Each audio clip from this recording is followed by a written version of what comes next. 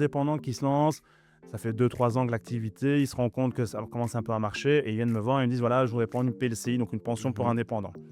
La première chose que je dis à ces jeunes, c'est que je leur dis voilà, tu as lancé ton business, ça reste une première possibilité, mais cette possibilité, tu vas devoir réfléchir à 10 ans, 20 ans. Et les entrepreneurs disent je Mmh. comprends pas pourquoi tu me parles de ça.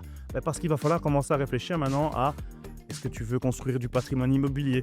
Est-ce qu'il faudrait penser à du décès? Mais ils me disent ouais, mais ça on le verra plus tard. Mmh.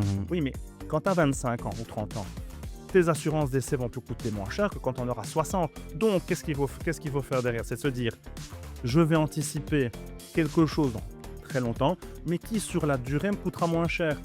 Et puis, en général, j'ouvre les yeux en me disant, ah oui, mais je vais y réfléchir. Et en général, 3 mois, 6 mois après, ils reviennent me voir en me disant, finalement, j'en ai discuté avec le comptable, j'en ai discuté avec ma compagne, mon compagnon. Et on se rend compte qu'en fait, oui, en effet, dans 2-3 ans, on va avoir des enfants, on voudra avoir ce projet-là, moi, je vais acheter tout.